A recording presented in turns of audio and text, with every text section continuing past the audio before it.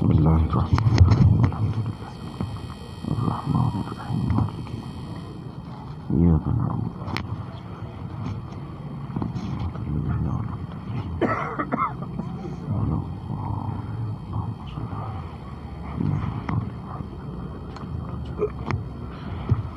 اعوذ باللہ السمیع العلیم من الشیطان اللعین الرجیم حسبنا اللہ ونعم الوکیل نعم المولا ونعم النصیر بسم اللہ الرحمن الرحیم الحمد للہ الذی ہدانا لہذا وما كنا لنهتدي لولا ان هدانا اللہ لقد جاءت رسل ربنا بالحق والصلاة والسلام والتحیۃ والاکرام علی اشرف الانبیاء والمرسلین مولانا و مولا الکونین جد الحسن والحسین ابی القاسم محمد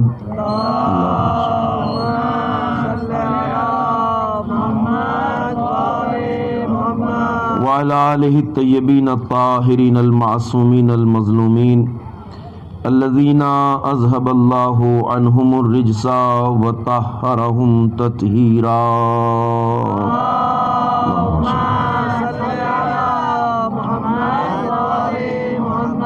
ولعنۃ اللہ الدائمۃ الباقیۃ الابدیۃ علی اعدائہم وقاتلیہم وغاصبی حقوقہم اجمعین من الآن الی قیام یوم الدین اما بعد فقد قال رسول اللہ صلی اللہ علیہ وآلہ وسلم فاطمۃ بضعۃ منی من آذاها فقد آذانی صلوات پڑھیں بر محمد علیہ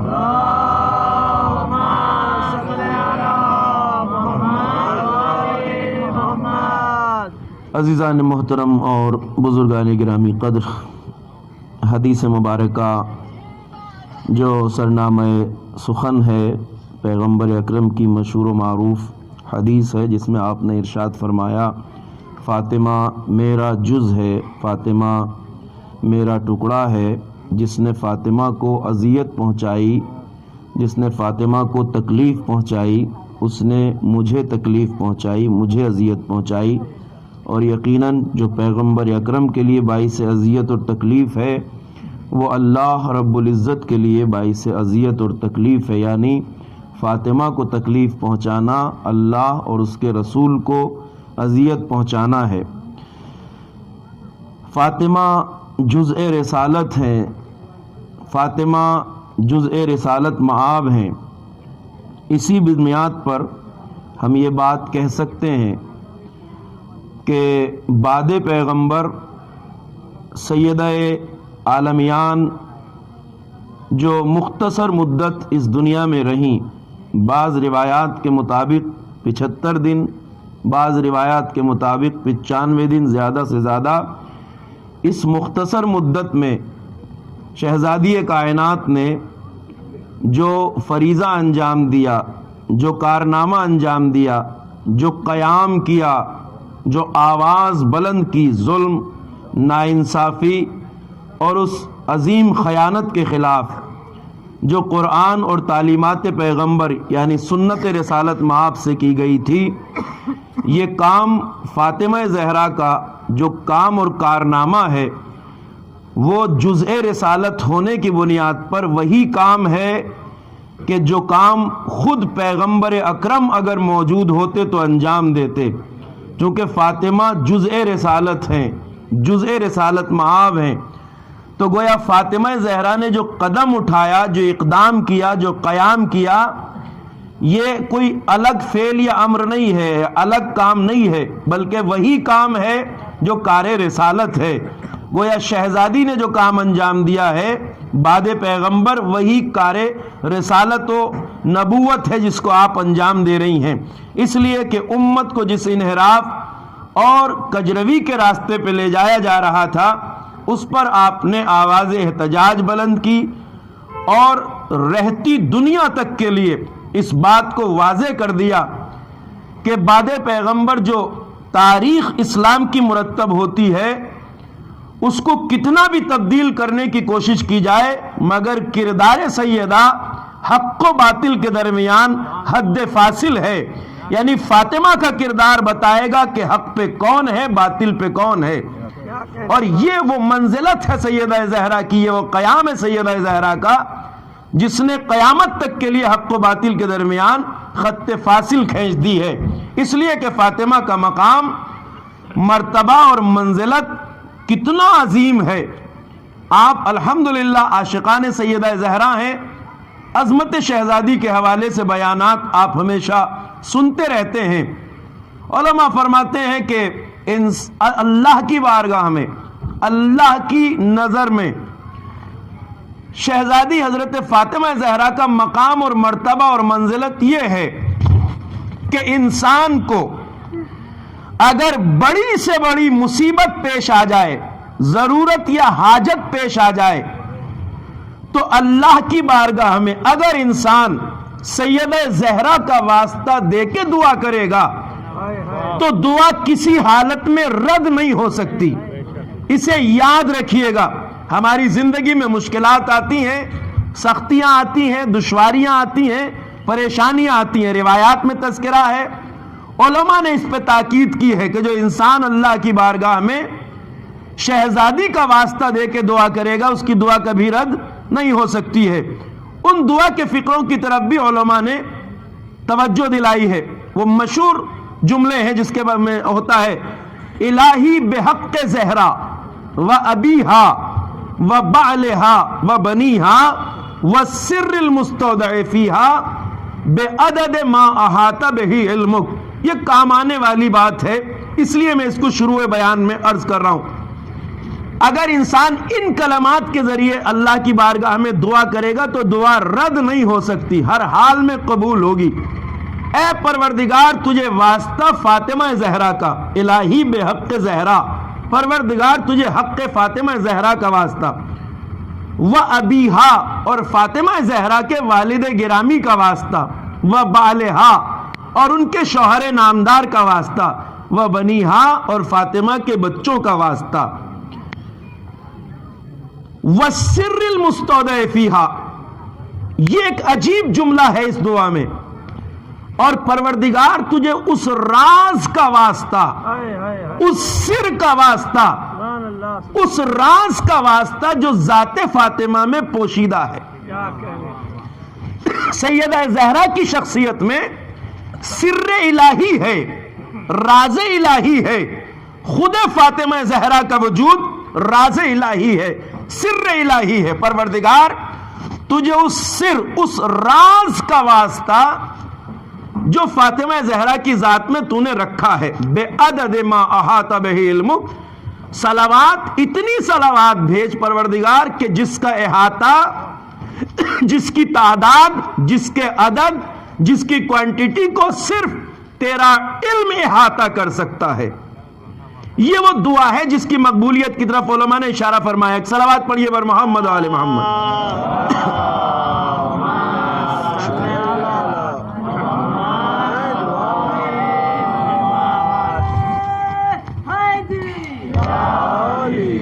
شہزادی کا وجود سر الہی ہے، اسرار الہیہ میں سے ایک سر ہے۔ ذات فاطمہ میں جو اسرار ہیں ان کی باریکیوں تک انسانی ذہن نہیں پہنچ سکتا۔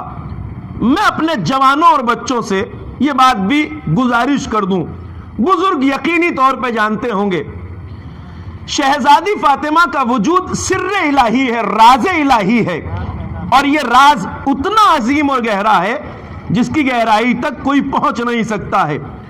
آج تک ہمارے علماء کا متفقہ فیصلہ ہے کہ جس رات علی نے فاطمہ کو دفن کیا، اس رات ایک نہیں 40 قبریں بنائیں۔ 40 قبریں بنانے کے پیچھے بہت سے اسرار اور رموز ہیں۔ اس میں سے ایک راز یہ ہے کہ مشیت الہی کا تقاضا یہ ہے، منشاء پروردگار یہ ہے کہ جب تک اللہ کی منشا نہ ہو، مرضی اور مشیت نہ ہو، زمانے کی نگاہوں سے قبر فاطمہ مخفی اور پوشیدہ رہے۔ جن 40 قبروں کو امیر المومنین نے بنایا تھا وہ اس لیے تاکہ مشخص طور پر فاطمہ زہرا کی قبر کا نشان کسی کو معلوم نہ ہو۔ اور میں اپنی ذمہ داری پہ کہہ رہا ہوں یہ کہ علماء کی یہ تاکید اور بیان ہے کہ قبر فاطمہ در حقیقت کہاں ہے اس کے بارے میں یقینی طور پر نہیں کہا جا سکتا. قبر سیدہ کہاں ہے یقینی طور پر نہیں کہا جا سکتا. یقینی طور پر یعنی پورے یقین سے آپ نہیں کہہ سکتے قبر فاطمہ زہرا کہاں ہے. یہ سر الہی ہے, یہ راز الہی ہے. 3 جگہیں ہیں. توجہ سے سنیں گے تو انشاءاللہ اعتراض کی کوئی گنجائش نہیں پیدا ہوگی. توجہ نہیں دیں گے تو شاید اعتراض کا گوشہ نکل آئے. یقین سے نہیں کہہ سکتے قبر فاطمہ کہاں ہے. 3 جگہ کے بارے میں احتمال ہے. یہ میں علماء فقہا کی بات آپ کو سنا رہا ہوں. 3 جگہ کے بارے میں احتمال ہے جس کے بارے میں علماء نے کہا. پہلا احتمال یعنی پہلا احتمال اور امکان یہ ہے کہ قبر فاطمہ بقیع میں ہے. زیادہ مشہور یہی ہے کہ قبر سیدہ بقیع میں ہے. جنت البقیع جو قبرستان ہے, عموماً زیارت کے لیے بھی وہیں جاتے ہیں, عموماً کہا بھی جاتا ہے. 3 احتمال میں سے ایک جگہ ہے جنت البقیع. احتمال ہے کہ یہاں قبر فاطمہ ہے, مگر یقین سے نہیں کہہ سکتا کوئی کہ یہی قبر فاطمہ ہے. چونکہ اس رات علی نے جو اہتمام کیا تھا اور قبر فاطمہ کو مخفی بنایا تھا, وہ راز ابھی تک باقی ہے اور میں اس کی طرف ابھی اشارہ کر رہا ہوں. گفتگو کو تشنا نہیں چھوڑوں گا. 3 جگہوں کے بارے میں احتمال ہے جہاں قبر فاطمہ ہو سکتی ہے. ایک احتمال جنت البقیع کا قبرستان جس کے بارے میں آپ سب جانتے ہیں, مشہور بھی زیادہ یہی ہے, مگر وہاں احتمال ہے, یقین سے نہیں کہہ سکتے کہ یہی ہے. دوسری جگہ کون سی ہے؟ دوسری جگہ ہے قبر رسول. قبر رسول اور منبر رسول کے درمیان کی جگہ. جن حضرات نے مسجد النبی کی زیارت کی ہے مدینہ منورہ میں, وہ اس بات کو جانتے ہیں. مسجد رسول, مسجد النبوی میں جہاں منبر رکھا ہے پیغمبر کا, اور وہاں سے پیغمبر کی قبر کے بیچ جو جگہ ہے, اسے ریاض الجنہ کہا جاتا ہے. کیا کہا جاتا ہے؟ ریاض الجنہ. علماء کہتے ہیں کہ ریاض الجنہ ہونے کی وجہ یہ ہے کہ ہو سکتا ہے, ایک احتمال بقی, ایک احتمال یہ ہے کہ قبر فاطمہ منبر رسول اور قبر رسول کے درمیان ہے. 2 احتمال ہو گئے, ایک بقی, ایک ریاض الجنہ.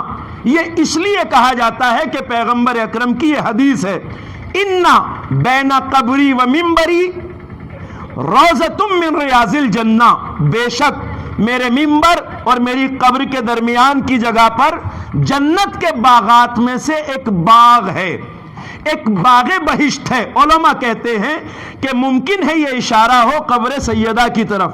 2 احتمال, ممکن ہے قبر بقیع میں ہو, ممکن ہے قبر بین منبر رسول اور قبر رسول. دوسری جگہ.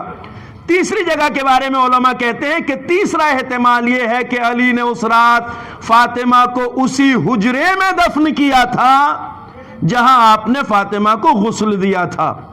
3 مقامات ہیں جس کے بارے میں احتمال ہے. شاید قبر بقیع میں ہے, شاید قبر ریاض الجنہ میں ہے, شاید قبر اس حجرے میں ہے جہاں پر علی نے فاطمہ کو دفن کیا تھا. تینوں جگہ کے بارے میں احتمال ہے. کوئی یقین سے نہیں کہہ سکتا اس وقت تک جب تک کہ اللہ کی منشا اور مشیت نہ ہو. ابھی قبر فاطمہ زمانے کی نظروں سے اوجھل ہے, یقین سے آپ نہیں کہہ سکتے. یہ راز الہی ہے, اور اس راز کی طرف میں اشارہ کرتا ہوں. کیا بات ہے اس میں؟ راز الہی ہے کہ ابھی قبر فاطمہ کا نشان زمانے کو یقینی طور پر پتہ نہ ہو. اس راز سے پردہ اٹھے گا تب جب مشیت پروردگار ہوگی, جب مشیت الہی ہوگی. اس لیے کہ فاطمہ سر الہی ہے, راز ہے فاطمہ کی ذات میں. اپنے علم ناقص کی بنیاد پر, علماء کو فیوز و برکات کی بنیاد پر وہ بات کی طرف بس ذہنوں کو متوجہ کر سکتا ہوں. حقیقت کیا ہے اسے اللہ جانتا ہے. 3 احتمال ہیں جہاں قبر فاطمہ ہو سکتی ہے, اور ان تینوں میں سے کسی ایک جگہ ہے. یقین سے نہیں کہہ سکتے, تینوں جگہ کے بارے میں احتمال ہے, یہاں یا یہاں یا یہاں. ایک محب فاطمہ کے لیے, ایک عاشق سیدہ کے لیے اس سے بڑا غم کیا ہو سکتا ہے کہ ہم مدینے جائیں اور ہمیں شہزادی کا نشان قبر معلوم نہ ہو۔ آپ کے درمیان کچھ افراد ہیں جو سادات ہیں، یعنی فرزندان فاطمہ، جو نسل فاطمہ سے ہیں۔ آپ اور ہم سب ان کا احترام کرتے ہیں، اور احترام لازم و ضروری ہے چونکہ نسبت سیدہ زہرا سے، یہ حضرت زہرا کی اولاد ہیں، یہ وہ فرزندان ہیں جو نسبی ہیں، صلبی ہیں۔ مگر عام شیعان اہل بیت، محبان اہل بیت، وہ بھی اولاد سیدہ ہیں، روحانی اولاد۔ پیغمبر نے فرمایا انا و علی ابوا هذه الامہ، میں اور علی اس امت کے باپ ہیں، یعنی جو صاحبان ایمان ولایت اہل بیت سے وابستہ ہیں وہ بھی فرزند فاطمہ ہیں۔ یہ جسمانی اولاد ہیں، عام محبان اہل بیت روحانی اولاد ہیں۔ ایک سید، ایک فرزند زہرا آج اگر مدینے جاتا ہے تو اس کے لیے کیا یہ غم بڑا ہے کہ اسے یہ معلوم نہ ہو کہ میری جدہ کی قبر کہاں ہے؟ واقعاً صدمے کی بات ہے نا۔ میں نے کہا تینوں جگہ کے بارے میں احتمال یقین نہیں، یہ بڑے صدمے کی بات ہے کہ ہم سب کچھ دیکھیں، قبر فاطمہ کو نہ دیکھ سکیں۔ راز الہی ہے، سر الہی ہے۔ آیت اللہ العظمی شہاب الدین مرشی نجفی کے والد گرامی سید محمود مرشی نجفی کے حوالے سے یہ واقعہ ذکر ہے اور بہت مشہور ہے۔ سید محمود مرشی نجفی، آیت اللہ شہاب الدین مرشی نجفی، بہت عظیم مرجع تقلید ہے ہمارے، جن کا انتقال ہو چکا ہے۔ قم میں دنیا کی دوسری بڑی لائبریری انہی کی بنائی ہوئی ہے۔ جب محمود مرشی اپنے دور میں پہلی بار مدینہ منورہ گئے تو انہوں نے مقامات مقدسہ کی زیارت کی، مسجد النبی میں بیٹھے تھے، قبر رسول اور منبر رسول کے درمیان۔ ایک بار یہ خیال آیا کہ میری جدہ کی قبر کہاں ہے، یقینی طور پہ کہاں ہے؟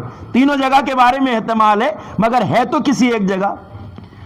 تڑپ کے دل میں یہ ہوک اٹھی، ہائے میں اس شہر آیا ہوں مگر مجھے میری دادی کا نشان قبر معلوم نہیں ہے۔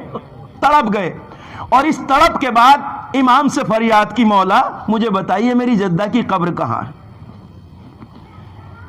لکھا ہے کہ امام یا تشریف لائے یا انہیں یہ پیغام بھجوایا کہ سید محمود سنو، ابھی یہ راز الہی ہے اور مشیت الہی یہ ہے کہ ابھی اس راز سے پردہ نہ اٹھے کہ نشان قبر فاطمہ حقیقتاً کہاں ہے، لہذا ابھی ہم نہیں بتا سکتے، ہم عام افراد ہیں۔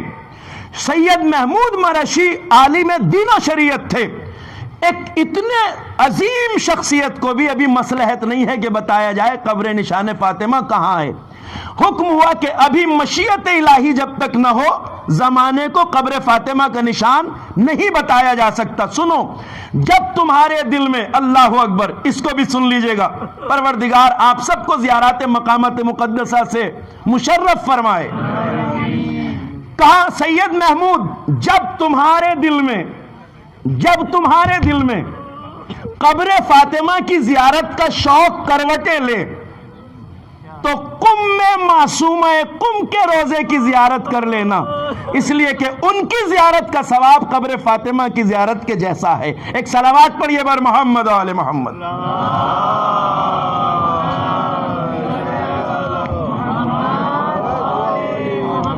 توجہ فرمائی آپ نے، کہا ان کی قبر کی زیارت کر لینا۔ جب قبر فاطمہ کی حسرت دل میں موجزن ہو تو معصومہ قم، حضرت معصومہ قم، خواہر حضرت امام رضا، آپ بخوبی واقف ہیں الحمدللہ اس پاکیزہ نام سے، جتنے علماء، جتنے فقہا شہر نجف میں رہتے ہیں ان سب کا احساس ایک جیسا ہے۔ ہم سال ہر سال تحصیل علم کے لیے، علم حاصل کرنے کے لیے شہر قم میں رہے ہیں، بچپن سے کم عمری میں اپنے والدین سے دور ہو کے قم چلے جاتے ہیں۔ ہر طالب علم جو یہاں رہا ہے، یہ دو علماء آپ کے درمیان تشریف فرمائے، کسی سے بھی پوچھ لیجئے، شہر قم طالب علموں کے لیے ایسا لگتا ہے کہ وہاں ماں سے جدائی کا احساس نہیں ہوتا۔ ہر کسی کو ایسا لگتا ہے کسی ماں کی آغوش تربیت ہے جہاں ہم نے پناہ لی ہے، وہ ذات معصومہ قم کی ذات ہے۔ شہزادی معصومہ قم سلام اللہ علیہ. ایک صلوات پڑھیے بر محمد و آل محمد.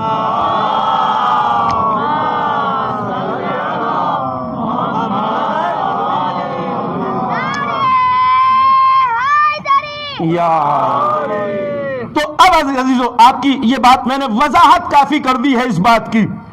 تینوں جگہوں میں سے کسی ایک جگہ ہے مگر ابھی کوئی یقین سے نہیں کہہ سکتا کہ یہاں ہے, یا بقی میں ہے, یا ریاض الجنہ میں ہے, یا اسی حجرے میں جس میں علی نے غسل دیا تھا. تین جگہوں کے بارے میں اعتماد. شہرت جنت البقی کی ہے, کوئی حرج نہیں ہے.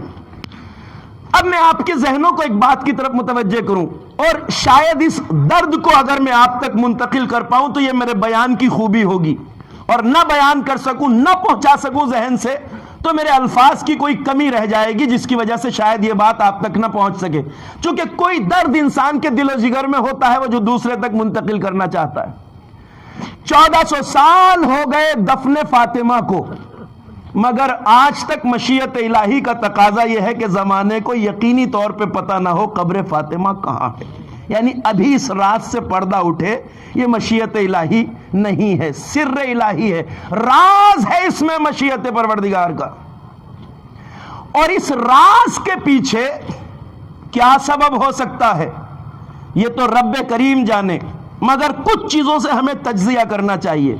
آپ کو اچھی طرح پتا ہے امیر المومنین کو جب دفن کیا گیا نجف کے اس مقام پر جو آج شہر نجف ہے, آپ کی شہادت کوفے میں ہوئی, کوفے کے نزدیک شہر نجف ہے, یہاں امیر المومنین کو دفن کیا گیا.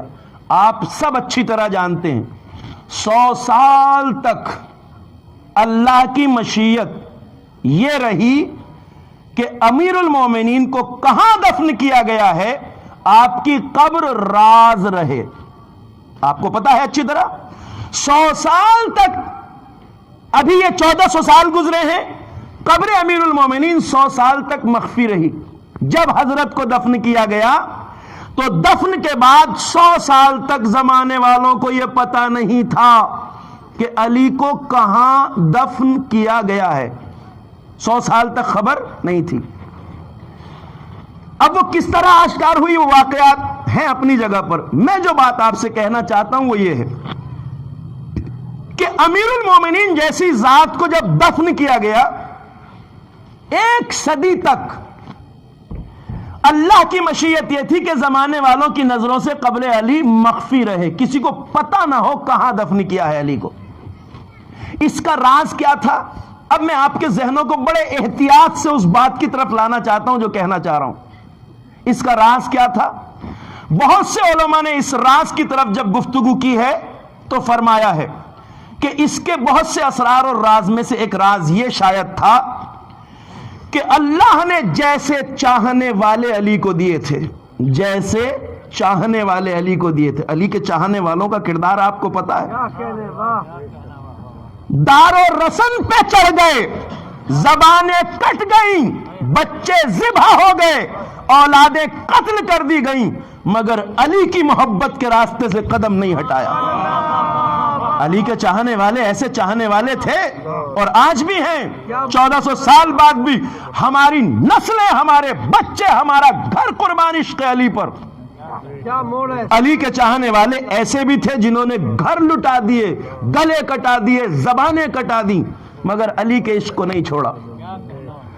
تو جیسے علی کے چاہنے والے تھے جتنے مضبوط اور قوی, علماء فرماتے ہیں اتنے ہی بدترین اور غلیظ ترین, شقی ترین علی کے دشمن بھی تھے. علی کے دشمن بھی اتنے ہی بدبخت, شقی اور سیاہ دل تھے. وہ ہر عذاب خریدنے کو تیار تھے, وہ ہر بدبختی کا بوجھ اٹھانے کو تیار تھے, مگر علی سے عداوت کو نہیں چھوڑتے تھے. ان کے دل علی کی عداوت سے بھرے ہوئے تھے, کینہ, بغض, نفرت علی کا. آپ دعائے ندبہ میں پڑھتے ہیں وہ احقادن بدریتن و حنینیہ, بدر و احد و حنین کی عداوتیں ابھی تک دلوں میں تھی لوگوں کے. یہ وہی علی تھا جس نے کفار و مشرقین کی گردنوں کو کاٹ دیا تھا حق کی راہ میں. تو جیسے علی کے چاہنے والے تھے اتنے ہی بدترین, اتنے ہی مقابلے میں سخت ترین علی کے عداوت رکھنے والے بھی بدترین عداوت تھی انہیں علی کی. تو 100 سال تک علی کی قبر اس لیے بھی پوشیدہ رہی. یہ علماء فرماتے ہیں کہ اگر ان بدترین دشمنوں کو یہ پتہ چل جاتا کہ علی کو کہاں دفن کیا گیا ہے تو ان کے دلوں میں اتنی عداوت تھی علی کی، اتنی عداوت تھی کہ شاید یہ علی کی قبر پہ جا کے قبر کو کھودتے اور علی کی لاش کی بے حرمتی کر کے اپنی عداوت کو بجھاتے. اتنے بدترین دشمن تھے علی کے. اب یہ ذرا سا میں اس خاکے تک لے آیا جو کہنا چاہتا ہوں. فاطمہ راز الہی ہیں، مشیت الہی ہیں. جب امیر المومنین کے چاہنے والے قوی ہو گئے، مضبوط ہو گئے، اور وہ بدترین دشمن جو بہت شقی تھے شاید کم ہو گئے، تو مشیت الہی کا اب تقاضا یہ ہوا کہ علی کی قبر پہ پڑے ہوئے راز کو ہٹا لیا جائے. علی کی قبر سے یہ راز 100 سال میں ہٹ گیا، مگر شاید فاطمہ سے عداوت رکھنے والوں کا وجود ابھی تک ہے کہ جس کی وجہ سے قبر فاطمہ پوشیدہ ہے. ایک صلوات پڑھیے بر محمد و آل محمد.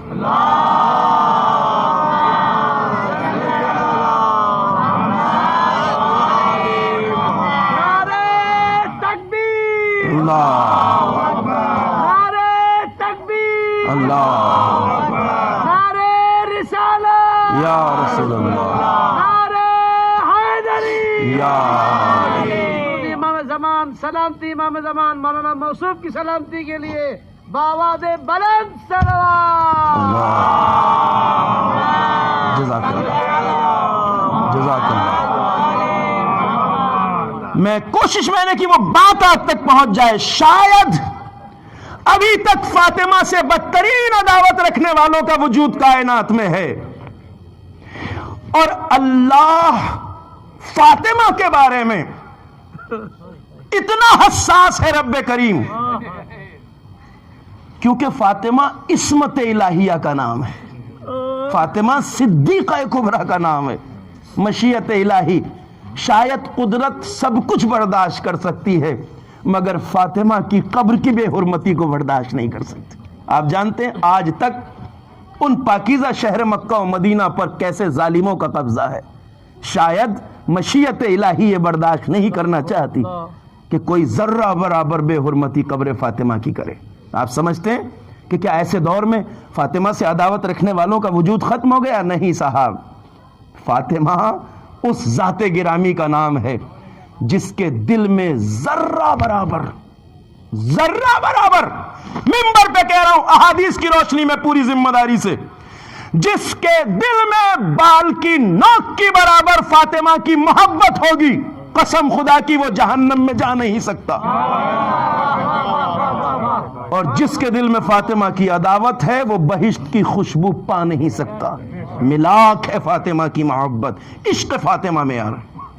رب کریم فاطمہ کی بے حرمتی کو برداشت نہیں کر سکتا. لہذا جب تک مشیت الہی نہیں ہے تب تک نشان قبر فاطمہ مخفی ہے. علی نے اس رات بھی 40 قبریں بنائی تھی اور آج تک بالیقین نہیں کہہ سکتے. میں اس سے زیادہ شاید وضاحت نہیں کر سکتا. تینوں جگہ کے بارے میں احتمال ہے، یقین سے نہیں کہہ سکتے آپ. قبر فاطمہ سر الہی ہے. میں نے رات ایک بات کہی تھی آپ سے، یہ جو مجلسوں میں آپ ذکر سنتے ہیں 1400 سال بعد یہاں بیٹھ کر، اس کا بنیادی فائدہ ہمارے لیے کیا ہے؟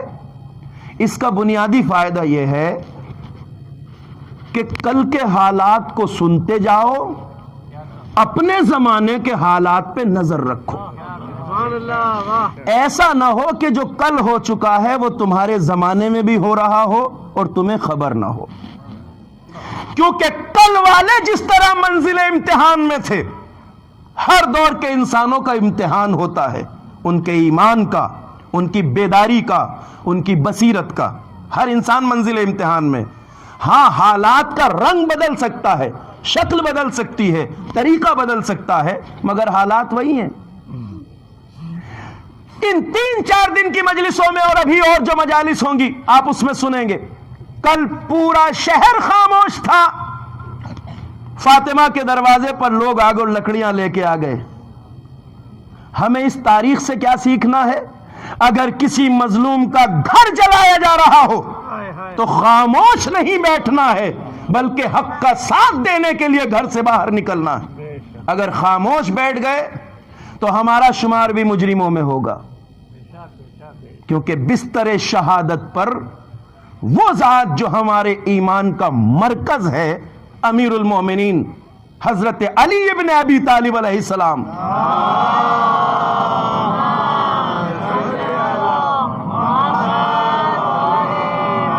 کیا فرمایا تھا امیر المومنین نے وقت شہادت؟ اے میرے لال حسن و حسین، میری یہ وصیت تم دونوں کے لیے ہے اور ہر اس شخص کے لیے ہے جس تک میری یہ وصیت، یہ الفاظ پہنچیں قیامت تک۔ کیا کہا تھا؟ کونا للظالم خصما وللمظلوم اونا۔ میرے لال دیکھو، ہمیشہ ظالم کے خلاف کھڑے ہونا اور مظلوم کے طرفدار بننا۔ دنیا آج ہیومن رائٹس کی بات کرتی ہے، انسانی حقوق کی بات کرتی ہے۔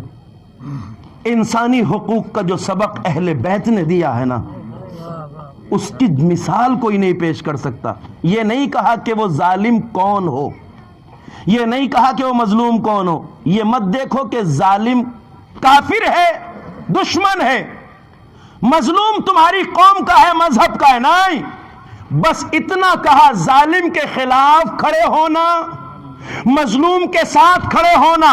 اب ظالم چاہے اپنے مذہب کا ہو، اپنی جماعت کا ہو، اپنی انجمن کا ہو، اپنے گھرانے کا ہو، اپنے قبیلے کا ہو، اپنا سگا بھائی بھی ہو، تو اس کے خلاف کھڑے ہونا۔ اور مظلوم اپنی قوم کا نہ ہو تب بھی اس کی طرفداری کرنا۔ صلوات پڑھیے بر محمد و آل محمد۔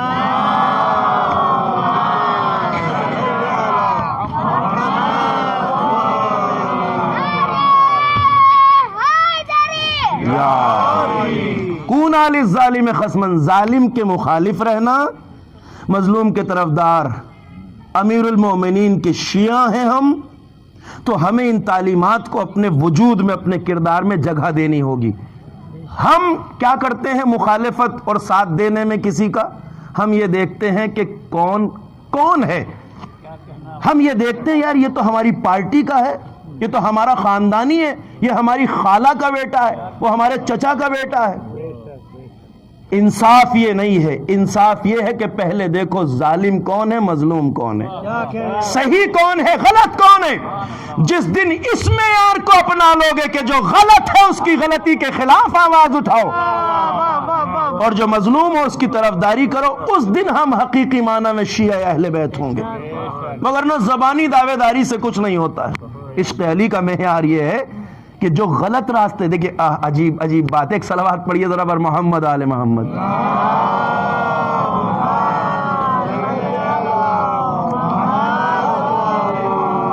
بڑے بڑے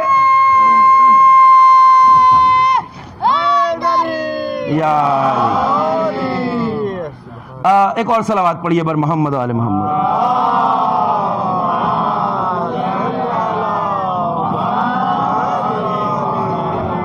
دیکھیے الفاظ روایت کے ہیں اور اس سے ذرا سا آپ لذت لیجئے۔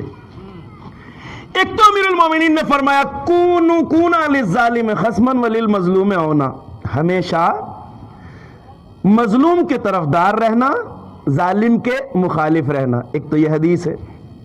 ایک حدیث میں رسول اللہ نے یہ ارشاد فرمایا، انصر اخاک ظالما او مظلوما، اپنے بھائی کے ساتھ کھڑے ہو، اس کی مدد کرو، چاہے وہ ظالم ہو چاہے مظلوم ہو۔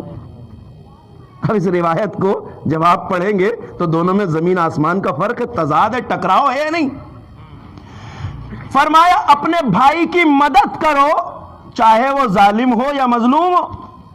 جب یہ روایت سنی لوگوں نے، اصحاب نے، یا معصومین کے اصحاب کی روایت ہے، میں اس وقت یقین سے نہیں کہہ سکتا مگر ہے معصومی سے، اپنے بھائی کی مدد کرو چاہے وہ ظالم ہو یا مظلوم ہو۔ لوگ آئے، ارے آپ نے مولا یہ کیا آپ ہی نے ارشاد فرمایا؟ کہاں ہم نے کہا ہے۔ کہ مولا اس کا مطلب کیا ہے؟ سارا دین، ساری شریعت، سارا اسلام، قرآن، تعلیمات، سنت سب یہ بتاتی ہے کہ ظالم کے خلاف رہو، مظلوم کے ساتھ رہو. آپ فرما رہے ہیں اپنے بھائی کی مدد کرو چاہے ظالم ہو یا مظلوم. امام نے فرمایا تم اس روایت کے مطلب کو نہیں سمجھے ہو، تم اس روایت کے مطلب کو نہیں سمجھے ہو. اس کا مطلب یہ ہے اپنے بھائی کی مدد کرو چاہے وہ ظالم ہو یا مظلوم. اگر تمہارا بھائی ظالم ہے تو اسے ناانصافی کرنے سے روکو، یہ ہے اس کی مدد. اور مظلوم ہے تو اس کا ساتھ دو، یہ ہے اس کی مدد. یعنی اگر تمہارے خاندان کا کوئی فرد، تمہارا سگا بھائی، کوئی بھی رشتہ دار غلطی کے راستے پہ جا رہا ہے، غلط بات کہہ رہا ہے، سماج میں فتنہ پیدا کر رہا ہے، قوم میں لڑائی ڈال رہا ہے، تو اسے اس برائی سے روکو، یہ ہے اس کی مدد کرنا. صلوات پڑھیے بر محمد و آل محمد.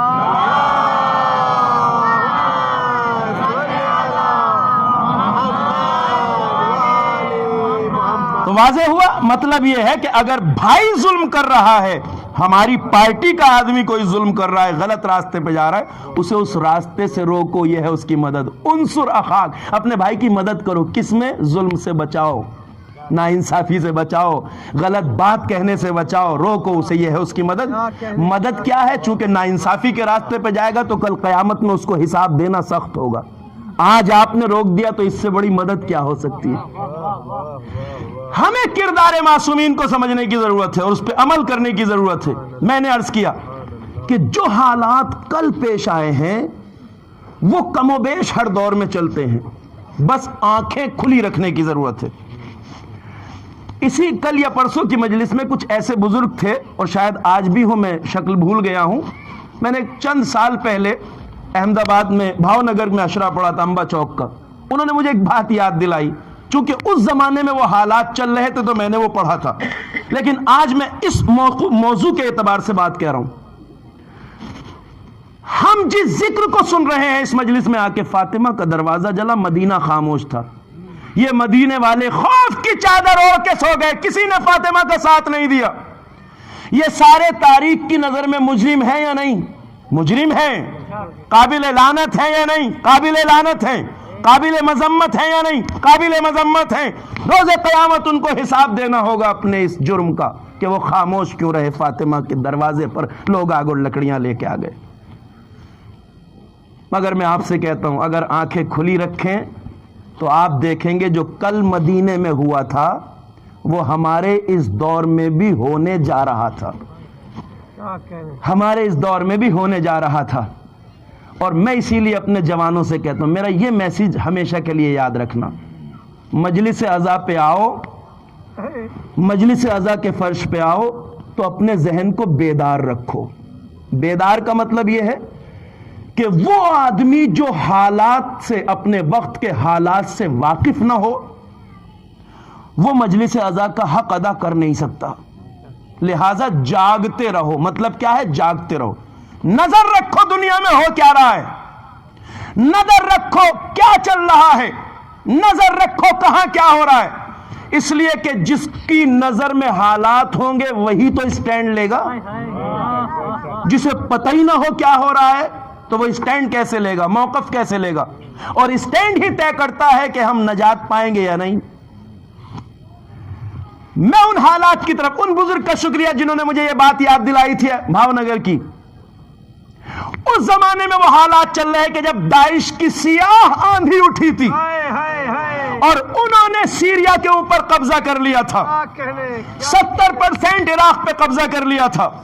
اور یہ ظالم حکومت، یہ ظالم داعش کے درندے، سیاہ دل درندے جنہیں یورپ اور امریکہ نے بنایا تھا، ساری دنیا اب تو جانتی ہے. کل کچھ لوگوں کی سمجھ میں نہیں آ رہا تھا مگر اب تو کھلے طور پہ ہیلری کلنٹن نے اپنی کتاب دا ہارڈ چوائسز میں کھلے عام لکھا ہے، میں نے داعش کو بنانے کے لیے ایز اے وزیر خارجہ، ایز اے فارن منسٹر 120 ملکوں کا سفر کیا تھا. 120 ملکوں کا سفر کیا تھا ہیلری کلنٹن نے.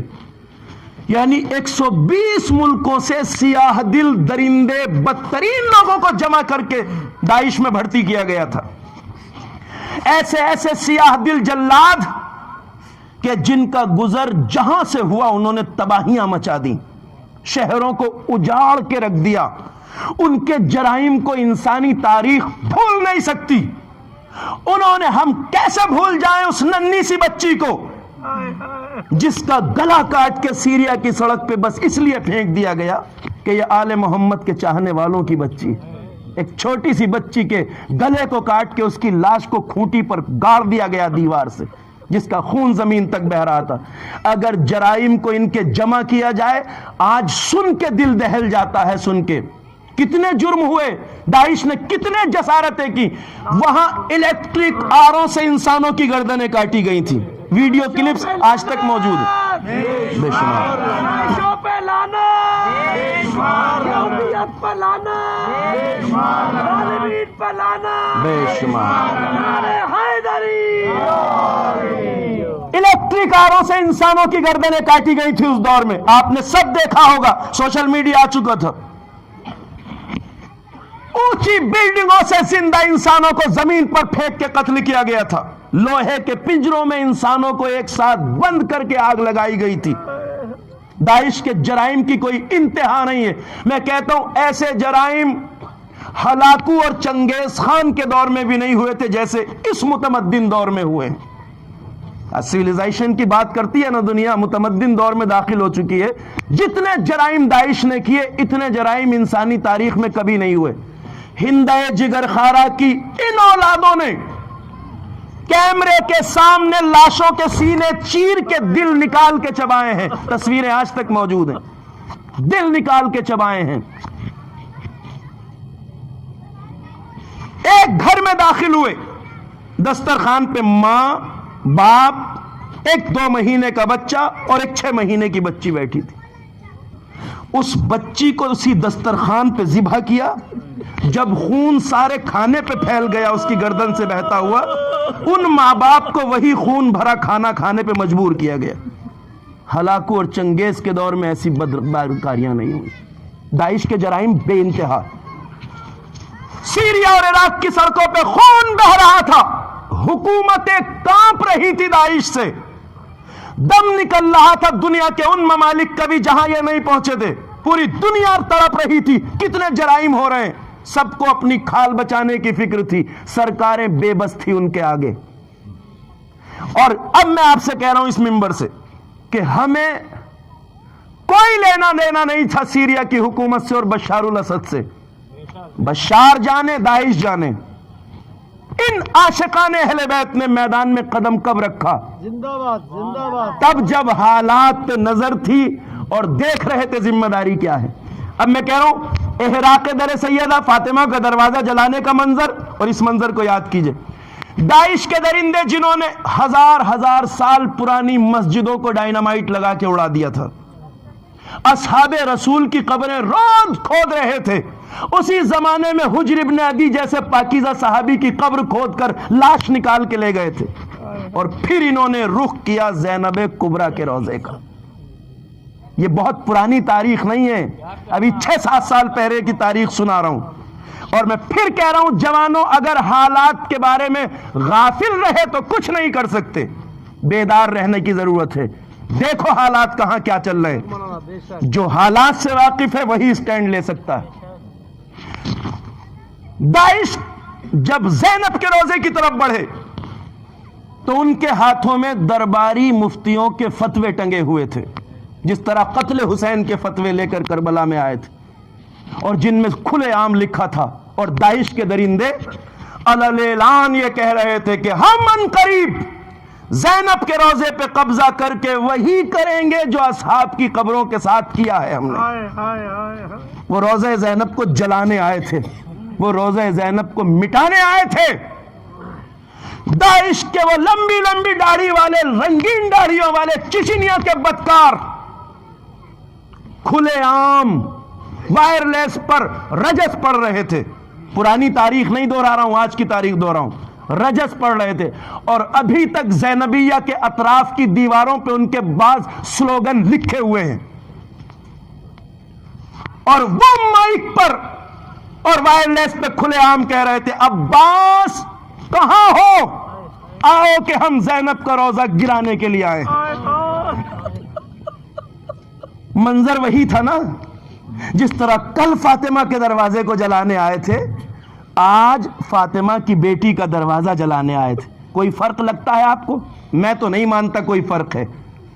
کل والوں کی جو ذمہ داری تھی وہی ذمہ داری آج والوں کی تھی، کوئی مجھے فرق نہیں لگتا۔ کل اپنے دروازے کے پیچھے خود فاطمہ کھڑی تھی، آج فاطمہ کی بیٹی زینب اپنے حرم کے دروازے کے پیچھے کھڑی تھی۔ حالات تو وہی ہے نا جو کل ہوئے تھے۔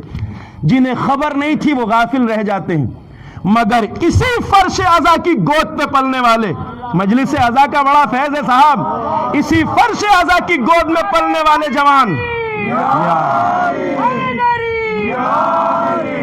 اسی فرش عزا کی گود پہ پلنے والے جوانوں نے کردار ادا کیا۔ سلام ان مجاہدوں پر جنہوں نے زینب کبریٰ کے روزے پہ آنچ نہیں آنے دی۔ بیروت کا چوراہا تھا، پوری دنیا کا media, print media, electric media سب لگا ہوا تھا، اور اسی فرش پہ پلنے والے ایک جوان سید حسن نصر اللہ نے کھڑے ہو کے کہا تھا، اے بی بی زینب کبریٰ، کل ایک بار آپ کے بازوؤں میں رسن بن چکی ہے، اب جیتے جی دوبارہ آپ کو قید نہیں ہونے دیں گے۔ اس ایک جملے نے زندہ آباد، حسن نصر اللہ زندہ آباد، حسن نصر اللہ قاسم سلیمانی زندہ آباد، مہدی محمدی زندہ آباد، جزاک اللہ حیدری یا کہا بی بی آپ کے بازوؤں میں ایک بار رسن بن چکی ہے شہزادی، اب دوبارہ آپ کو قید نہیں ہونے دیں گے۔ انصاف سے بتائیے، اگر شہزادی زینب کا روزہ ان سیاہ دل ظالموں کے قبضے میں چلا جاتا تو فاطمہ کی بیٹی دوبارہ اسیر نہ ہو جاتی زینب کبریٰ؟ اس ایک جملے نے تاریخ کا دھارا بدل دیا۔ جہاں سرکاریں کانپ رہی تھی وہیں گئے نوجوان زینب کبریٰ کے روزے کو بچانے کے لیے، یمن سے گئے، سیریا سے گئے، بحرین سے گئے، لبنان سے گئے، عراق سے گئے، ایران سے گئے، جہاں جہاں عاشقان اہل بیت تھے، افغانستان سے گئے۔ ان نوجوانوں نے اب تک بی بی کے روزے پہ آنچ نہیں آنے دی۔ ابو الفضل عباس بریگیڈ کے یہ جوان، ہمارے یہاں ہم آپس میں جب الجھتے ہیں نا، کن باتوں پہ کبھی ہم نعرے پہ الجھتے ہیں، کبھی کسی بات پر۔ پتہ ہے نعرہ کسے کہتے ہیں؟ نعرہ وہ چیز ہے جو زندگی کا مقصد طے کرتی ہے۔ جب آپ مولا علی کے نام کا نعرہ لگاتے ہیں یعنی یہ اعلان کرتے ہیں ہماری زندگی علی کے راستے پہ ہے، ہماری زندگی کا ہر قدم اہل بیت کے راستے پہ ہے۔ نعرہ زندگی کا مقصد طے کرتا ہے۔ اب میں آپ کو سنا رہا ہوں کہ ان جوانوں کا نعرہ جنہوں نے بی بی کے روزے کو بچایا، ابو الفضل عباس بریگیڈ کے جوانوں کا نعرہ کیا تھا؟ یہ ہر روز زینب کبریٰ کے حرم کے صحن میں صفیں لگا کے کھڑے ہوتے تھے اور گنبد زینب کبریٰ کی طرف دیکھ کر یہ نعرہ لگاتے تھے، کلنا عباسوں کے یا زینب، ہم سب تیرے عباس ہیں زینب۔ کل بازوؤں میں رسن اس لیے بندھی تھی نا بی بی کہ آپ کا عباس مارا گیا تھا۔ شہزادی جب تک رگوں میں خون ہے روزے پہ آنچ نہیں آنے دیں گے، بی بی آنچ نہیں آنے دیں گے۔ اور جو کہا تھا ان جوانوں نے کر دکھایا۔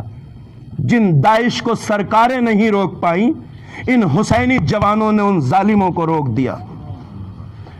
وقت بہت کم ہے، باتیں آپ سے بہت کرنا تھی مجھے، زندگی سلامت رہی، انشاءاللہ موقع نصیب ہوگا تو میں آپ کی خدمت میں عرض کروں گا۔ ان حالات کو میں نے اس لیے بیان کیا کہ جو کل زہرا کے دروازے پہ ہو رہا تھا وہی زینب کے دروازے پہ ہونے والا تھا، مگر جو جوان مجلس عزا سے سبق سیکھتے ہیں، جو حسینیت کو سمجھتے ہیں، جنہیں پتا ہے کہ وقت جب آواز دیتا ہے تو گھر میں نہیں بیٹھنا ہے، میدان میں آنا ہے، گئے نوجوان جنہوں نے حفاظت کی مقامات مقدسہ کی۔ اور ایک حساس بات آپ سے کہتا ہوں، جب کوئی تاریخی واقعہ ہو رہا ہو اس وقت عمل کیا جاتا ہے، انتظار نہیں کیا جاتا۔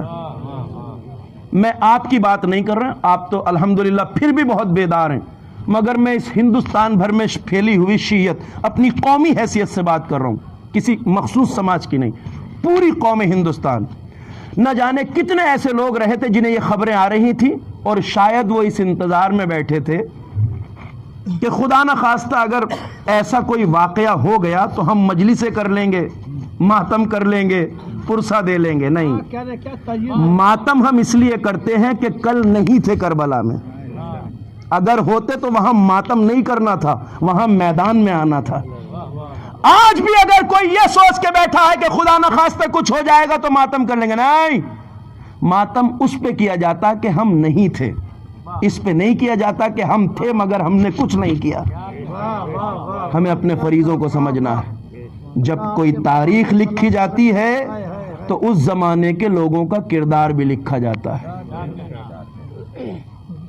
ہمیں یہ فکر ہونا چاہیے۔ دیکھیے، میں قسم خدا کی، اس صاحب ممبر کی قسم، ممبر پہ آتا ہوں تو کوشش یہ نہیں ہوتی کہ میں اپنی شخصیت کا سکہ منوا کے چلا جاؤں، ہدف یہ ہوتا ہے اس ممبر کا ذرہ برابر صحیح حق ادا ہو جائے۔ یہ ممبر ہمیں بڑی، یہ خون شہداء کی برکت سے ملا ہے، ایسے ہی نہیں مل گیا، یہ خون شہداء کی برکت سے ملا، یہ کربلا والوں کی برکت سے ہمیں ملا ہے۔ اس کے ساتھ ہم انصاف تبھی کر سکیں گے جب اس کا حق ادا کرنے کی کوشش کریں گے۔ آپ جانتے ہیں بیدار رہنا بہت ضروری ہے۔ یہ حالات جب آ رہے تھے، جب کوئی واقعہ ہوتا ہے تو اس زمانے کے لوگوں کا کردار بھی لکھا جاتا ہے۔ جب کربلا ہو رہی تھی تو لکھا گیا نا، مدینے والوں نے کیا کیا، مکے والوں نے کیا کیا، کوفے والوں نے کیا کیا، شام والوں نے کیا کیا، لکھا گیا نا تاریخ میں۔ ساری جگہوں سے ملا کے صرف 72 آئے۔ جب آج کی تاریخ لکھی جائے تو ہمیں یہ خیال رکھنا چاہیے کہ ہمارا شمار خاموش لوگوں میں نہ ہو، ہمارا شمار خاموش لوگوں میں نہ ہو۔ کہہ چکا میں اپنی بات، جس طرح بھی ہو کردار ادا کریں۔ نہیں جا سکتے کوئی بات نہیں، وہاں امداد نہیں بھیج سکتے کوئی بات نہیں، مگر کم از کم بڑے پیمانے پہ ظلم کے خلاف آواز تو اٹھا سکتے ہیں۔ ہمارے یہاں سے احتجاج ہونا چاہیے، آواز اٹھنا چاہیے، آواز بلند ہونا چاہیے، اور یہ ہماری ذمہ داری۔ گفتگو اب آگے نہیں بڑھاؤں گا۔ داعش مغربی طاقتوں کی بنائی ہوئی تنظیم تھی جس کا اب وہ کھلے طور پہ اقرار کر رہے ہیں، اور وہ لکھتے ہیں کہ داعش 1-2 دن کے لیے نہیں بنائی تھی، داعش کو 30 سال کے لیے پروجیکٹ کیا گیا تھا، 30 سال کے لیے مڈل ایسٹ میں اتارا گیا تھا تاکہ یہ پورے مڈل ایسٹ کو، اسلامی ممالک جہاں، انہیں سب کو کھنڈر میں تبدیل کر دیں۔ آپ کو پتا ہے جن شہروں سے ان کا گزر ہوا ہے ان شہروں کو انہوں نے مٹی کے ساتھ یکساں کر دیا، اجاڑ دیا ہے۔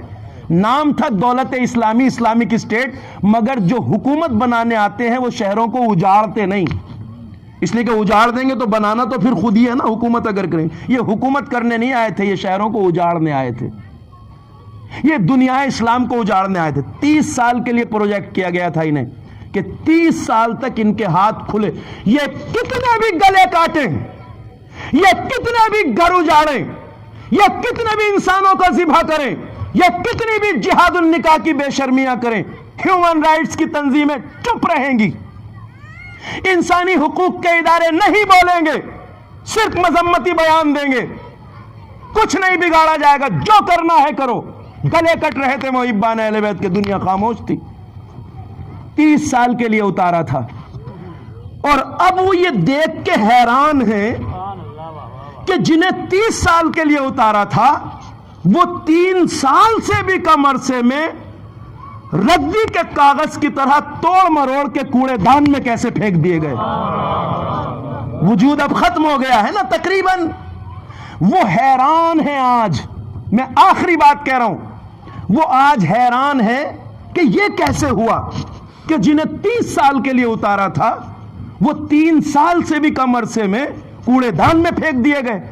جب انہوں نے سر جوڑ کے بیٹھ کر اس پہ غور کیا اور تجزیہ کیا کہ کیا ہوا کہ جنہیں 30 سال کے لیے اتارا تھا وہ 3 سال بھی نہ ٹک سکے، تو جواب ان کی سمجھ میں آ گیا۔ اس کا اقرار انہوں نے کیا ہے کہ ہم سمجھ گئے کہ داعش کی بربادی کا راز کیا ہے۔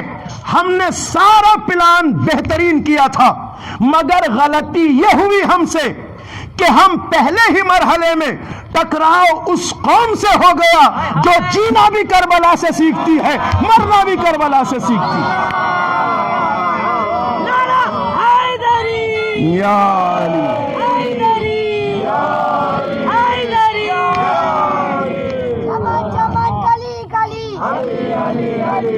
شہر شہر گلی گلی نعرہ ٹوٹ کر بولا، علی مولا، علی مولا۔ نعرے یا یہ سمجھ گئے ہیں کہ مقابلہ کس قوم سے ہو گیا ہے؟ جو جینا بھی کربلا سے سیکھتی ہے، مرنا بھی کربلا سے سیکھتی ہے۔ زینب کبریٰ کے روضے کی طرف اگر آنکھیں نہ اٹھائی ہوتی تو ہمیں ضرورت نہیں تھی سامنے آنے کی، مگر جیسے ہی یہ گستاخی کی، یہی فرزندان عاشورہ اٹھے، وہی مجاہد اٹھے، وہی علماء کرام، وہی مراجع کرام جو آج عزت حسینی کا پرچم اٹھائے کھڑے ہیں، انہی نے میدان میں قدم رکھا۔ انہی کی ہدایات پر سیریا اور عراق بچ گئے، داعش تباہ ہو گئے اور عزت اسلامی کا پرچم بلند ہو گیا۔ یہ مردانگی کی تاریخ جو اس دور میں لکھی گئی ہے وہ بے مثال ہے۔ آپ سمجھتے ہیں، دیکھیے یہ ہم جتنی بھی مجلسیں کر رہے ہیں ان دنوں، کبھی یہ سوچ کے مایوس نہ ہوئیے گا کہ مدینے میں زہرا کا گھر جلا دیا گیا، بی بی کو شہید کر دیا گیا۔ ہاں شہید ہوئی فاطمہ، گھر جلایا گیا، مگر زہرا اپنے مقصد میں ناکام نہیں ہوئی، ناکام نہیں ہوئی۔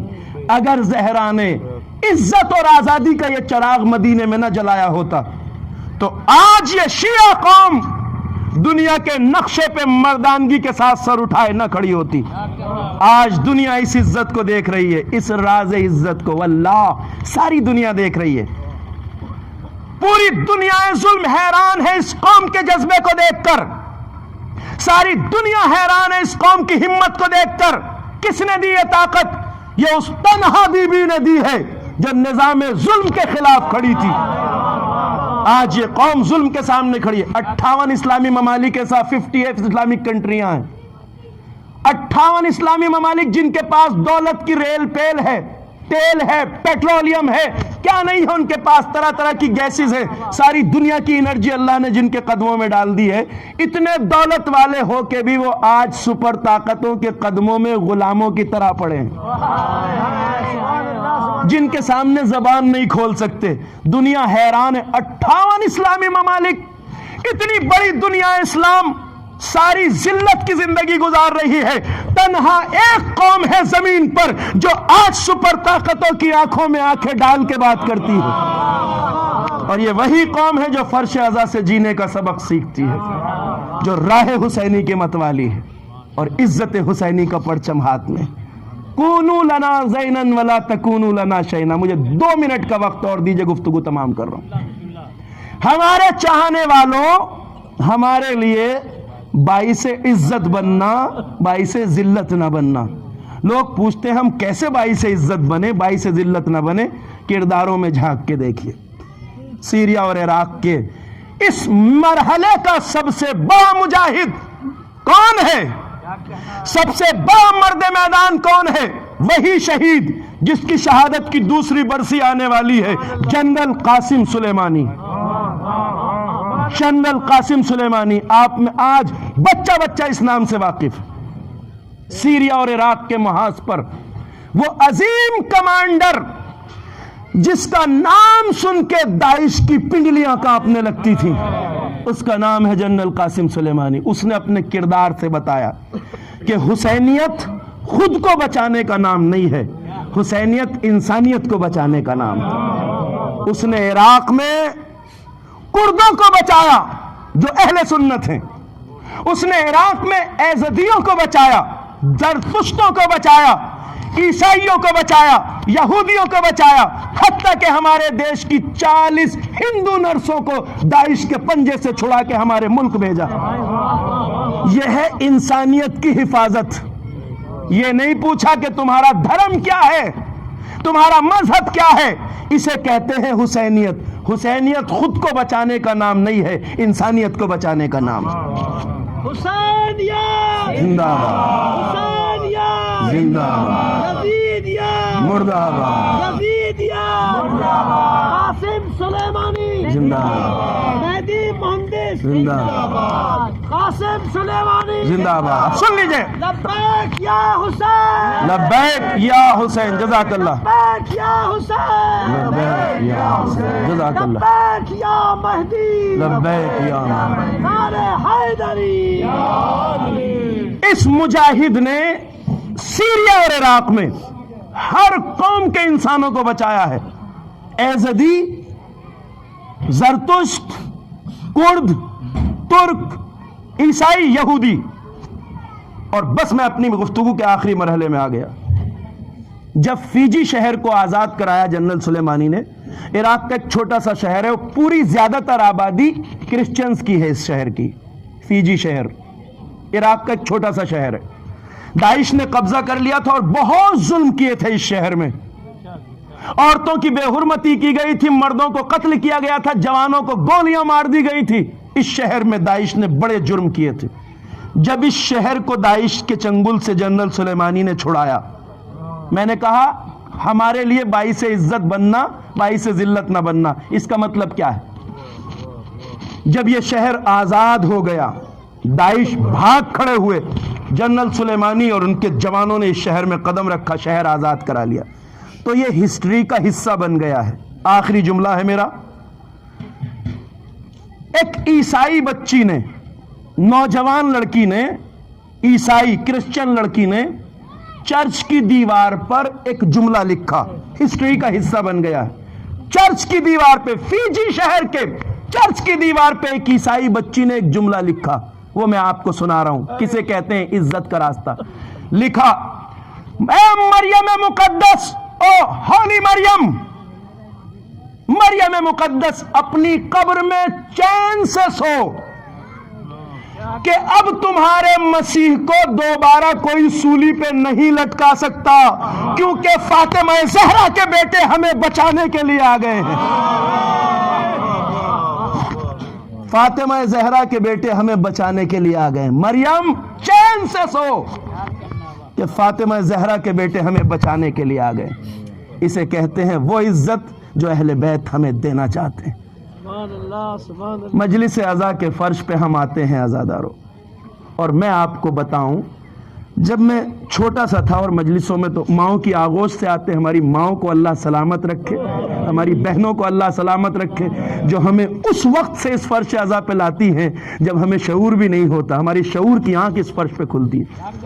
بچپن میں جب مجلسیں سنتا تھا میں، تو ایک ذکر جب آتا تھا تو بڑی حیرت ہوتی تھی. ننھا سا ذہن سمجھ نہیں پاتا تھا. یہ ذکر آتا تھا نا، آج بھی آپ سنتے ہیں کہ کربلا میں ایسی مائیں تھیں کہ جب ان کے جوان بیٹوں کی لاشیں آتی تھی خیمے میں، تو وہ مائیں روتی نہیں تھیں بلکہ سجدہ شکر ادا کر کے کہتی تھی پروردگار میری قربانی کو قبول کر. زینب کے دونوں لاڈلو اون و محمد کی لاشیں آئیں. زینب کو بلایا گیا، بی بی آپ کے لال آئے ہیں. کہا میں نے آنے کے لیے تو نہیں بھیجا تھا. کہا شہزادی ذرا آ کے تو دیکھیے کس حال میں آئے. دونوں شہزادے خون میں نہائے ہوئے. ماں کا آخری دیدار کیا، روح قفس انسری سے پرواز کر گئی. اون و محمد کی لاشوں کے بیچ بیٹھ کے زینب نے، جس کے 2 جوان بیٹوں کی لاشیں پڑی ہوں، اس زینب نے سجدہ شکر کر کے کہا پروردگار میری اس قربانی کو قبول کر. تو جب چھوٹا سا ذہن ان باتوں کو سنتا تھا تو میں یہ سمجھ نہیں پاتا تھا کہ ایسا کیسے ہو سکتا ہے کہ کسی ماں کے جوان بیٹے کی لاش آئے اور وہ روئے نہیں، تڑپے نہیں. کیسے ہو سکتا ہے؟ یہ خیال ذہن میں آتا تھا. مگر میرا سلام زینب کبریٰ پر اور کربلا کی ماؤں پر. قسم خدا کی میرے جوانوں اور بزرگوں، کربلا کی ماؤں نے جو کل کردار پیش کیا، اس کردار کی روشنی میں ان ماؤں نے ہمیں آج بھی ایسی مائیں دی ہیں، آج بھی ایسی مائیں دی ہیں. سوشل میڈیا پہ کلپس موجود ہیں، سرچ کر لیجئے گا. جن جوانوں کی لاشیں زینب کبریٰ کے حرم کی حفاظت کرتے ہوئے شہید ہونے کے بعد ان کے گھروں کو آتی تھیں. سیریا، عراق، بحرین، لیبنان، سب جگہ کی دیکھ لیجیے آپ. جو جوان، حسین ترین جوان بی بی کے حرم کو بچاتے ہوئے شہید ہو جاتے تھے، ایسے ایسے حسین جوان قتل ہوئے ہیں جن کو چہرے کو دیکھتے نظر نہیں ہٹتی. میں نے وہ کلپ دیکھی ہے، اس لیے بات آپ سے عرض کر رہا ہوں. بحرین، سیریا اور عراق اور لیبنان میں ایسی مائیں ہیں کہ جب ان کے جوان بیٹے کی لاش سیریا سے آتی ہے زینب کے روزے سے، تو ایک ماں کا حال کیا ہونا چاہیے. ان کلپ میں نے دیکھا ہے ان ماؤں کو سلام، زینبی کردار رکھنے والی ماؤں کو. میں نے دیکھا ہے کہ جب لاش آنے والی ہے جوان بیٹے کی تو پرصدار لوگ محلے میں آ چکے ہیں جمع، گلیوں میں، سڑک پہ لوگ کھڑے ہیں. وہ ماں جس کے بیٹے کی لاش آنے والی ہے وہ گھر سے نکلتی ہے، ایک ہاتھ میں شیرینی ہے تبرک، ایک ہاتھ میں پھولوں کا گلدستہ ہے. لوگوں کو شیرینی بانٹتی جاتی ہے اور کہتی جاتی ہے دعا کرنا اللہ میری قربانی قبول کر.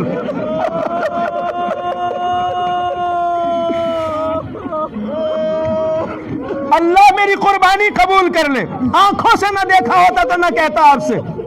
جب جوان بیٹے کی لاش آئی اور بیٹے کے چہرے سے کفن ہٹایا گیا تو اس ماں نے بیٹے کا چہرہ دیکھا اور کہا میرے لال، میرے لال، تیرا شکریہ کہ تو نے مجھے فاطمہ زہرا اور زینب کبریٰ کو منہ دکھانے کے لائق بنا دیا. میں تیرا دودھ حلال کرتی ہوں میرے لال. آج بھی ہمیں ایسی مائیں دی ہیں. یہ کس کے کردار کی وجہ سے ہے؟ یہ اس فاطمہ کے کردار کی وجہ سے ہے جس نے دین کے لیے سارا گھر لٹا دیا. یہ اس زینب کے کردار کی وجہ سے ہے جس نے سارا گھر لٹا دیا. شام کے زندان میں زینب بھرا گھر لٹا کے پہنچ گئی. روایت کہتی ہے، شہزادی کا ایام شہادت ہے نا، میں صرف اس ذکر کے لیے بی بی کا ذکر کر رہا ہوں. آپ نے سنا ہے یزید نے اہل حرم کو 1 سال بعد زندان سے رہا کر دیا. کبھی بھی یہ مت سمجھیے گا کہ 1 سال بعد اس ملعون کو ترس آ گیا تھا اس لیے چھوڑ دیا. یزید نے اہل حرم کو ترس کھا کے نہیں چھوڑا تھا. کیوں چھوڑا تھا؟ اس لیے کہ اس کے جاسوسوں نے بتایا تھا کہ اگر زینب اور سید سجاد اس سے زیادہ شام میں رہ گئے تو شام تیرے ہاتھ سے نکل جائے گا.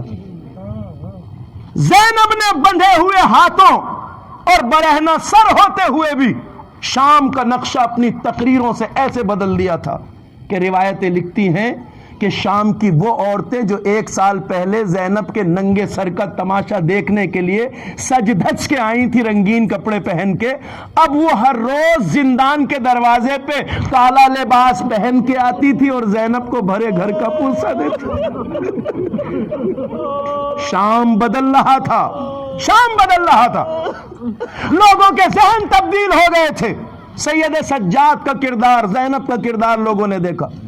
جو دروغہ زندان تھا نا اس کے بارے میں بھی لکھا ہے 1 سال کردار دیکھا تھا. جس سنگ دل دروغہ کو زندان کا دروغہ بنایا گیا تھا اب اتنا نرم دل ہو گیا تھا کہ وہ اکثر زندان کا دروازہ کھلا چھوڑ دیتا تھا. زندان کا دروازہ کھلا چھوڑ دیتا. اب یا تو اس کو دل میں یہ آتی ہو کہ یہ ننھے ننھے بچے جو 1 سال سے بند ہیں یہ بھی باہر کی دنیا دیکھ سکے، یا یہ وجہ ہو سکتی ہے کہ 1 سال کردار دیکھا تھا، یہ سمجھ گیا تھا کہ یہ وہ قیدی نہیں ہے جن کے لیے دروازے بند کرنے کی ضرورت. اجرکم اللہ. بس مجلس تمام ہو رہی ہے. دروازہ زندان کا کھلا چھوڑ دیتا تھا. میں اس روایت کو اس لیے پڑھ رہا ہوں بی بی کے ذکر کا حق ادا ہو جائے. روایت کہتی ہے ایک دن یہ داروغہ زندان سید سجاد کے پاس آیا، آ کے کہا سید سجاد آپ کو پتا ہے میں پہلے کی طرح اب سختیاں نہیں کرتا. امام نے کہا بھائی صحیح کہتا ہے، بات کیا ہے؟ کہ سید سجاد اب میں کبھی کبھی زندان کا دروازہ بھی کھلا چھوڑ دیتا ہوں، آپ کو پتا ہے؟ کہاں بھائی صحیح کہتا ہے مگر بات کیا ہے؟ کہ سجاد میں دروازہ کھلا چھوڑ دیتا ہوں مگر ایک شکایت ہے. امام نے کہا ہم سے اور شکایت؟ کیا بات ہے بھائی؟ کہ سید سجاد بات ایسی ہے کہ اگر یزید کو خبر ہو گئی تو سختیاں پھر بڑھ سکتی ہیں. کہ بھائی بات کیا ہے؟ کہ سجاد کئی رات سے دیکھ رہا ہوں جب رات کا تیسرا پہر آتا ہے تو ان سیدانیوں میں سے کوئی بھی رات کے وقت پشت زندان پہ جاتی ہے اور ہائے حسین کہہ کے روتی ہے۔ اجرکم علی اللہ۔ سجاد ایسا نہیں ہونا چاہیے۔ اگر یزید کو خبر ہو گئی سختیاں بڑھانا پڑیں گی۔ کہا میں کئی رات سے دیکھ رہا ہوں ان بیویوں میں سے کوئی سیدانی رات کے وقت پشت زندان پہ جاتی ہے، ہائے حسین کہہ کے روتی ہے سر و سینہ پیٹ کے۔ امام نے کہا بھائی ویسے تو میں تجھے یقین دلاتا ہوں کہ ان بیویوں میں سے کوئی رات کے وقت باہر نہیں جا سکتا، مگر اگر تو کہتا ہے تو ذرا مجھے اپنی پھوپھی زینب سے پوچھنے دے۔ آئے سجاد زینب کے پاس، کہا پھوپھی اماں داروغہ زندان کو ہم سے ایک شکایت ہے۔ کہا بیٹے ہم سے اور شکایت کیا بات ہے میرے لال؟ کہا پھوپھی اماں وہ کہتا ہے رات کے تیسرے پہر ان سیدانیوں میں سے کوئی بیوی پشت زندان پہ جاتی ہے اور بابا کا نام لے کے روتی ہے۔ تو روایت کہتی ہے زینب نے اتنا کہا، بیٹا سید سجاد اس سے بڑی کوئی بات ہو بھی نہیں سکتی۔ کہا بیٹا داروغہ زندان سے جا کے کہنا میری پھوپھی زینب قسم کھا سکتی ہے کہ ان سیدانیوں میں سے تو کوئی رات کے وقت نہیں جاتا بیٹا، مگر اس سے کہنا اگر اس بی بی کی پھر آواز آئے تو ہمیں بتا دے، خبر کر دے۔ آئے سجاد، کہا داروغہ زندان میری پھوپھی زینب قسم کھاتی ہے کہ ان بیویوں میں سے کوئی رات کے وقت باہر نہیں جاتا۔ ہاں میری پھوپھی کہتی ہے اگر اس بی بی کی آواز پھر آئے تو بتا دینا۔ سلام زینب کبریٰ پر داروغہ زندان چلا گیا۔ رات کا تیسرا پہر آیا زندان میں، سید سجاد کا شانہ ہلایا۔ عابد سید سجاد اٹھو، امام بیدار ہوئے۔ کہا کیا بات ہے؟ کہ دیکھو اس بی بی کے رونے کی۔ سجاد نے آواز سنی، اٹھے اپنی جگہ سے، آئے زندان کے اس حصے میں جہاں سیدانیاں خاک پہ سوتی تھیں، آ کے پھوپھی کا شانہ ہلایا۔ پھوپھی اماں اٹھیے۔ زینب اٹھی، کہا لاڈلے کیا ہوا؟ کہا پھوپھی دیکھیے نہ کسی بی بی کے رونے کی آواز آ رہی ہے۔ رات کا سناٹا، زینب نے آواز سنی، کہا آؤ میرے لال ذرا میرے ساتھ آؤ۔ آگے آگے زینب چلی، پیچھے پیچھے سید سجاد۔ رات کا اندھیرا تھا، اب جو پشت زندان پہ آئے تو کیا دیکھا؟ ایک نقاب پوش بیوی زمین پر بیٹھی ہے، بار بار سر و سینہ پیٹ کے کہتی ہے ہائے حسین ہائے حسین۔ زینب آگے بڑھی، ہاتھوں کو جوڑ کے کہا بی بی جس دیار غربت میں اپنے بھیا کو نہیں رو سکتی، یہاں آ کے میرے بھیا کا ماتم کر رہی ہے۔ بی بی تیرا بہت شکریہ، مگر گزارش ہے کہ یہاں آ کے نہ رویا کر۔ بس جیسے ہی لفظ شکریہ زینب نے کہا، بی بی نے چہرے سے نقاب الٹ کے کہا زینب بیٹی کس کا شکریہ، میں تیری ماں فاطمہ زہرا۔ زینب جب سے تو نے مدینہ چھوڑا میں نے بھی اپنی قبر کو چھوڑ دیا، میں بھی مدینے سے کربلا سے کوفہ سے شام تک تیرے ساتھ آئی ہوں۔ وَسَيَعْلَمُ الَّذِينَ ظَلَمُوا أَيَّ مُنْقَلَبٍ يَنْقَلِبُونَ۔ ماتم حسین۔